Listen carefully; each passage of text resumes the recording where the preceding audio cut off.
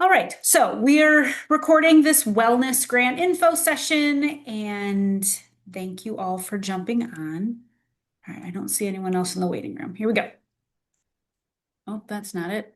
Okay. As I mentioned, Emily, our new program officer for Chicago, is in. Uh-oh. Uh, can everyone make sure they're on mute? Thank you. There we go. And I see you're introducing yourselves in the chat, so thank you. Heidi Dusick is our executive director. This time last year, I'm not so sure that Heidi was with us just yet. So if that's new information to you, Heidi is great. And Heidi's been kind of making her way around Illinois, just meeting with our grantees as well. And so I hope that you'll get a chance to meet Heidi at some point soon. And then Lindy is on as well. Lindy is the one who answers all of your panicked questions or texts about Foundant. So we appreciate very much Lindy being with us as well. So that's us. And I keep hitting the wrong button. So here's what we're going to talk about today. A little bit about the foundation, but really we're going to talk about the wellness grant program. So who's eligible, how, what we look for in a proposal, how you even go about this process, what our process looks like on the inside, and then any time for questions you might have at the end. So the Wellness Grant is a program where we're granting to organizations that we already have a relationship with. So you already likely know these kinds of things about us, but our vision is a healthy, sustainable world, and we get there by supporting people who are working together to build these healthy, sustainable communities in East Central Illinois, in Chicago, and actually nationwide as well. And that is who we are and what we do. And so we have some values across the foundation, and we value working together, we value trust, we value learning, we value caring for the earth. And again, you all know that already because you know who we are and we all have a relationship already. Oop, hold on. More waiting room. Okay. So again, this is kind of the identity of the Lumpkin Family Foundation. This is also on the website if you wanted to look at it a little bit further. And this is the territory we're talking about, at least when we say who's eligible for our grants in East Central Illinois specifically. This is the territory that we're talking about. It's the original footprint of the Illinois Consolidated Telephone Company, which is where the Lumpkin family established their wealth in this area. And so this is where, our grant making tends to focus in East Central Illinois. And then, of course, we also support organizations in the Chicago area in a few targeted areas with pretty much the same kind of programs that we do in East Central Illinois as in Chicago. So who is eligible for these wellness grants? Anyone who is a grantee of the Land Health Community Program in downstate, East Central Illinois, that map I just showed you, or the Nature-Based Climate Action Program, same map, they're eligible to apply for these wellness funds. If you are a grantee of Land Health Community Chicago, you are also eligible for these wellness funds. So why do we do wellness grants? Because as I've learned by listening to a bunch of grantees and by talking to a bunch of other foundations, this is not a common thing that foundations do, funding this kind of work. And so, why are we doing this and where do we come from? Where does this idea come from? Well, we know about burnout. We know about it being a threat to the sustainability of our grantees. And we like you all a whole lot. And we would like you all to continue to do the great work that you're doing across the United States and specifically Illinois. And so we know that the mental wellness of the leaders there is really important. And mentally well, physically well leaders do better work and continue to do that work and, move the mission forward in their communities. And that's critical to us. And I know it's critical to you as well. So a wellness grant, you are eligible for a wellness grant if you are a nonprofit that has had Lumpkin funding somewhere in the last 3 years, again, under the Land Health Community Program, the Nature-Based Climate Action Program, or the Land Health Community Program in Chicago. So in sometime in the last 3 years, you need to be a grantee of ours to be eligible for these funds. This year, because again, we have seen such a deep need for this kind of work and and have heard from grantees that this has made such a difference in their organizations. This is the third year we're doing this. And so for this year, we've actually expanded the budget of this program. And so now we're allowing grants up to $5,000. That's up from last year's number of $2,500. So, we're increasing our commitment to this work. We've seen what a benefit it's had to our grantees, and so we're, going to continue in that progress. So, if you have applied for funding in Land Health Community, Nature-Based Climate Action, or Land Health Community Chicago, you can apply for this funding in addition to that funding. It's not an either or, it's a both and in this case.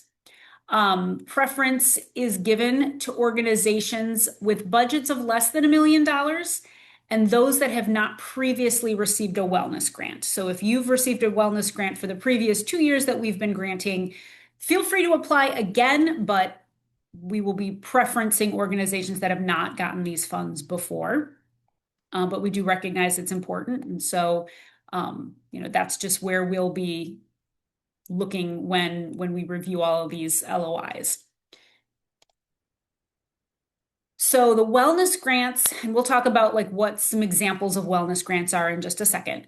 But wellness grants are separate from the sabbatical program, same program, but different grant. So a sabbatical, in case you're wondering, is when an organization gives a senior leader in the organization a set time away, usually after 7 years of employment, but that varies based on what your policy is with your organization. And it's really a time to rest and recharge, maybe heal, maybe start to vision or connect to the mission further. Sometimes people take that time to take a course or to write a book or things like that. Of course, it's also fine to just rest. So you don't have to fill your sabbatical time with things. Rest is absolutely acceptable too. But a sabbatical, of course, is different than a wellness grant, but it comes within our wellness program. So sabbaticals are for organizations to put $10,000 toward this leave for a senior leader. That might be your executive director, president, CEO, whatever that role might look like for you. We would like for it to be a minimum of 6 weeks, but that's going to be based on the policy that you either already have within your handbook or that you're about to write, because we're going to want to see what that policy is sometime before the sabbatical grant is granted. So the only restriction on this work is that you cannot apply for both a wellness grant and a sabbatical in the same year. You, of course, can apply for other funding in our other programs and a wellness grant, but pick one or the other, either a wellness grant or a sabbatical grant. Okay, that was a lot of information. I think Lindy, maybe could you monitor the chat as I'm going to see if there's anything that comes up while I'm going? So here are some examples of what wellness grants have kind of come through in the last few years that we've been doing this program. This is not an exhaustive list. It's just some of the trends that we've seen over the last few years. So team building activities that help reduce stress and bring remote staff together in one place. We've seen a lot of value, especially after COVID, with organizations that maybe had to pivot to being completely virtual, from having maybe a centralized location, being able to bring everyone together into one place to either celebrate or do some kind of wellness activity, maybe outdoors, has been very popular as one of the just grant possibilities. So that's great. We think that's lovely.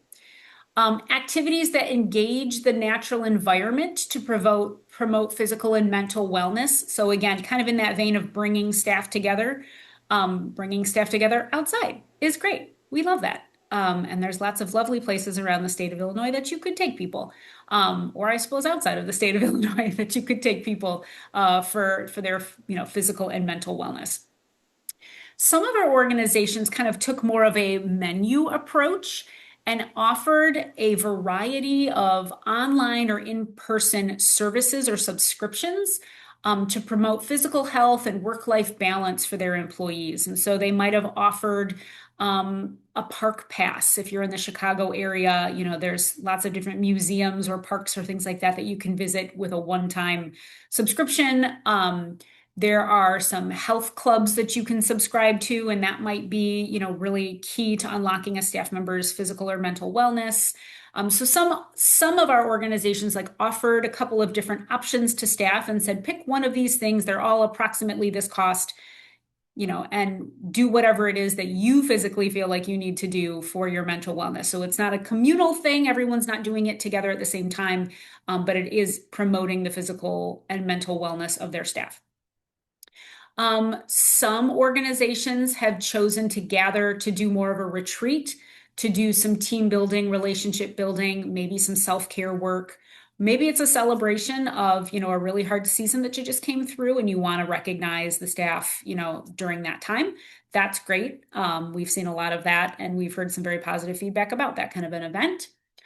Or there have been organizations that perhaps all work in one office, which that doesn't work for everybody, but dedicating a space within that office to rest or meditation or perhaps stretching.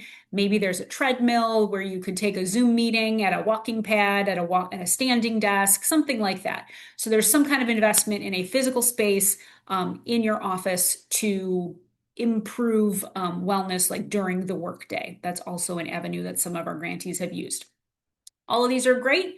These are just suggestions. You're all very creative, and I'm sure you've got your own ideas as well.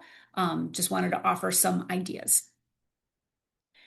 And if you wanted to dig a little bit deeper into like what other organizations have done with their wellness grant funds, you can find that information on our grantee database.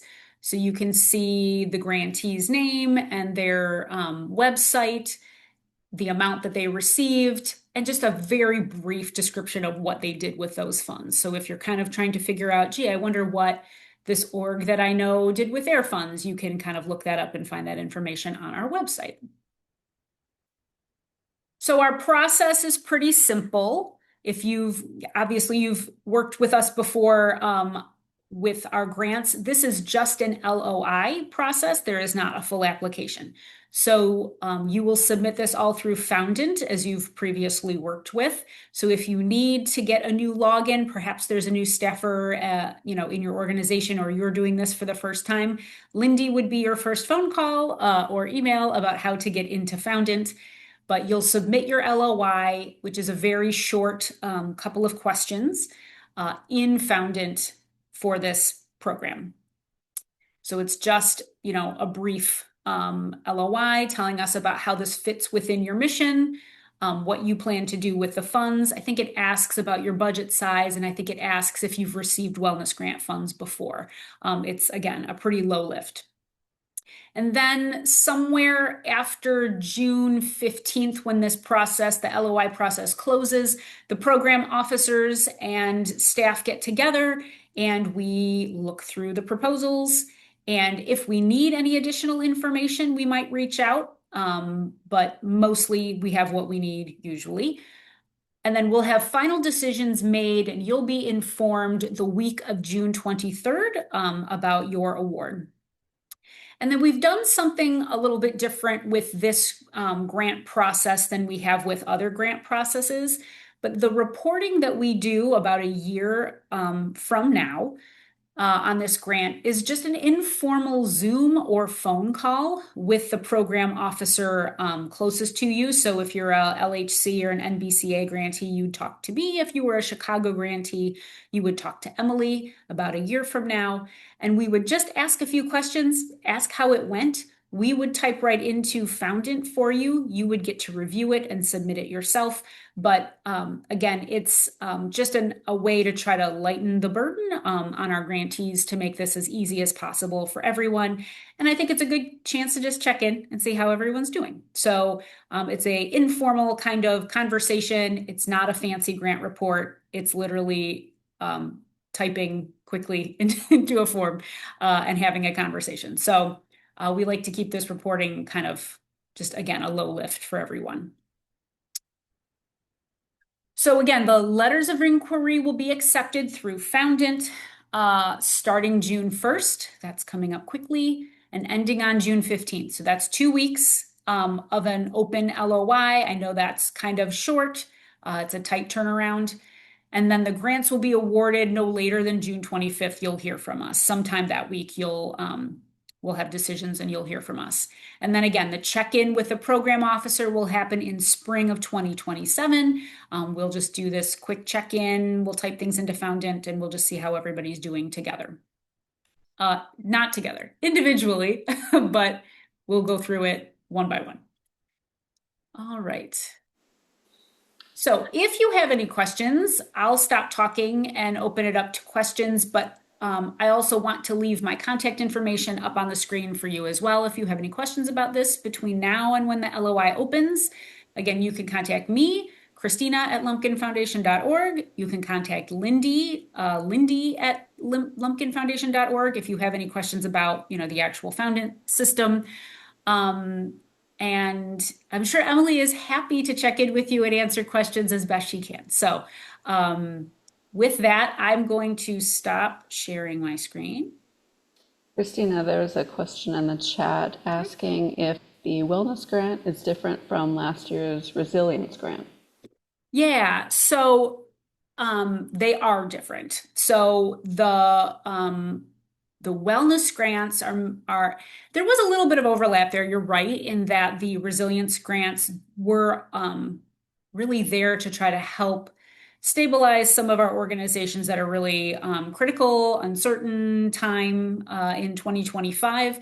The wellness grants are more focused on the physical and mental well-being of our organizations and their staff. So there was a bulleted list of things that were acceptable for resilience, and they are separate. So this is not just a reworking of resilience grants. This is its own thing. And if you have more questions about that, I'd be happy to answer those offline for you.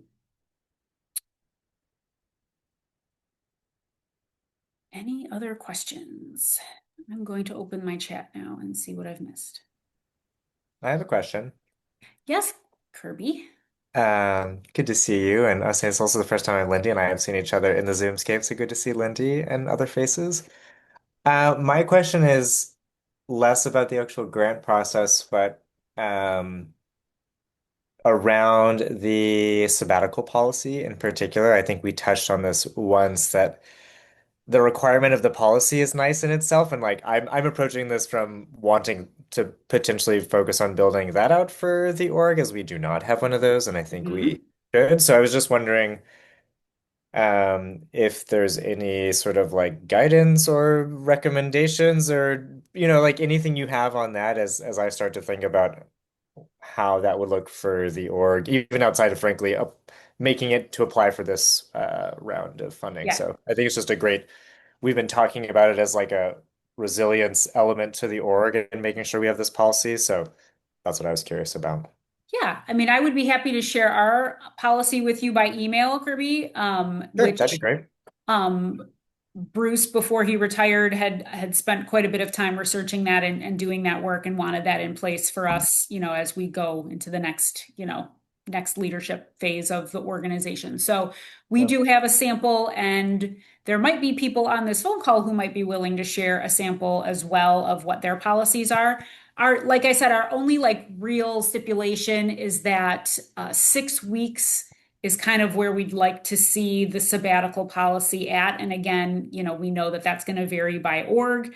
I also know there was some research when Bruce did the work on this to establish our policy, was that like 4 weeks was not quite enough and 8 weeks Yeah. might be way too much. So like that's kind of how we landed at 6.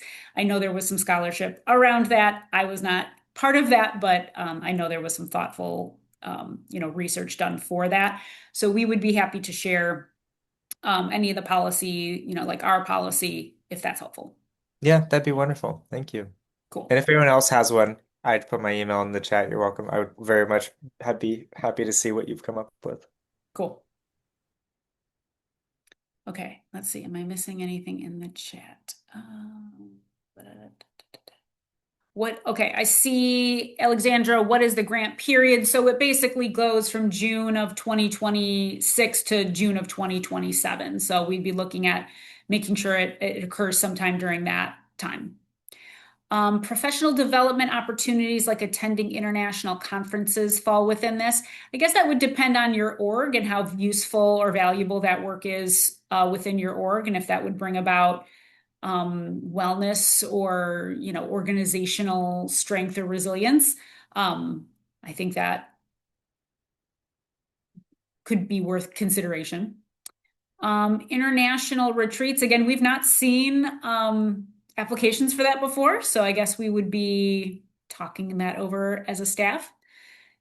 Applicants eligible if they haven't received an LFF grant in the past. So if you have not been a Lumpkin Family Foundation grantee in any program in Land Health Community, Nature-Based Climate Action, or Land Health Community Chicago, you would not be eligible.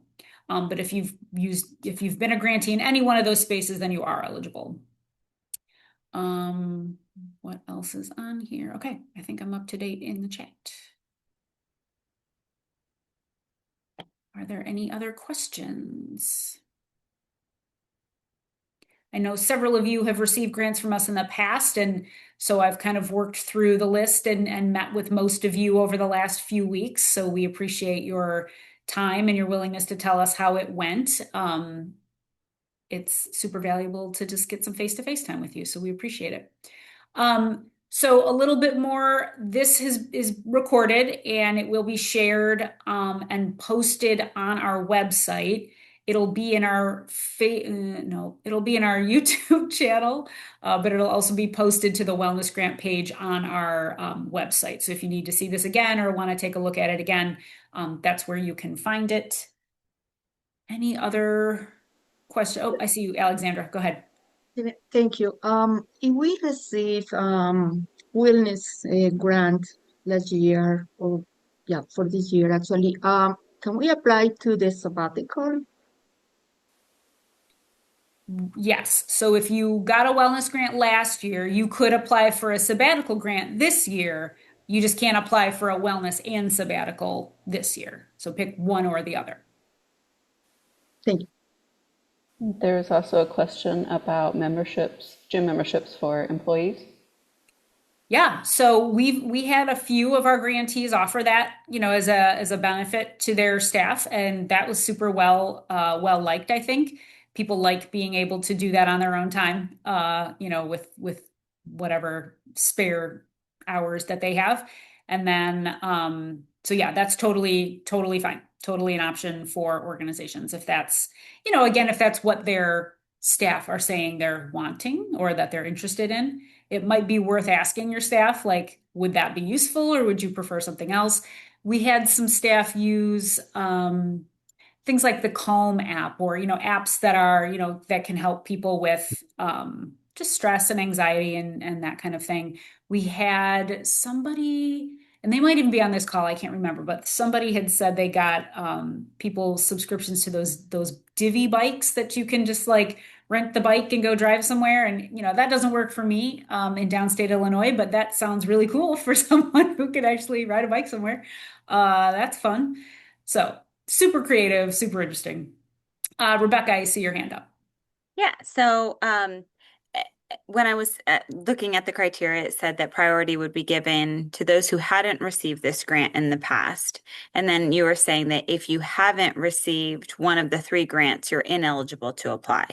That's right. So I just want to, so we've not received any grants before From Lumpkin family or from from wellness? Lumpkin family. Okay, so then you would not be eligible to apply for wellness. And so we would need to aim to find another Lumpkin grant first to sort of enter into the system and then perhaps be able to apply for this one in the future. That's correct. Great. Okay, thank you.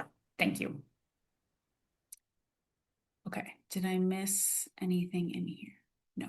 Christine, I'm really sorry. I'm a little confused. I'm sorry. We got the wellness grant. That was great. So according to what you just said, we can apply for a wellness grant again, but can we apply for the sabbatical? You can apply for a wellness grant again, Oh, but we since can. since you've received a wellness grant, is it once or twice? Just once? I can't remember. So, Yeah. right. So that'll be a criteria we'll have to look at and see how many applications we get and things like that. So you can apply again, and you could apply for a sabbatical instead of a wellness grant this year if you wanted to. Just knowing that we're going to give preference to organizations that have not received wellness funds or sabbatical funds previously. Does that make sense? Got it? Great. Okay.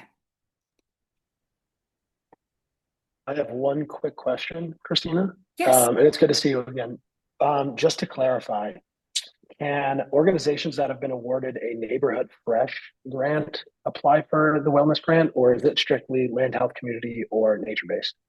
I think we said it was just land health community. Lindy, Emily, Got did it. we talk about this?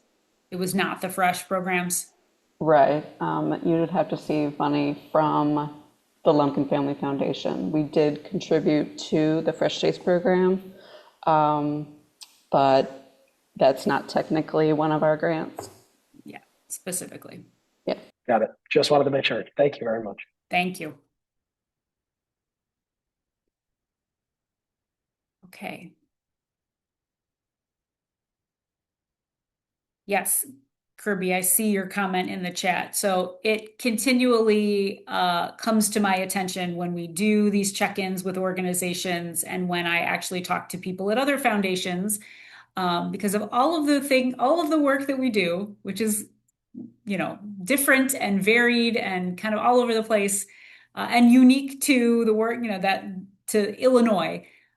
We get the most questions about wellness grants. We get the most questions from other foundations about, like, how did you come to this idea? Why are you doing this? What kind of results have you seen, etc. So we know how important this work is, especially in just such difficult times, and just we value you all so much. So, okay. Tony, I see your question about treadmills or purchasing e-bikes. I mean, that sounds fun. If that would like contribute to the wellness of your staff and then that's something that they all want to do or think it would be cool, that sounds fun. I want an e-bike. Okay, any other questions? Oh, David, I see your hand. Yeah, sorry, one more quick question, and I'll echo everyone. This is really great. So thank you for offering this. Our organization is very volunteer driven. Um, do these funds apply explicitly for staff, or is it kind of any leader in the organization?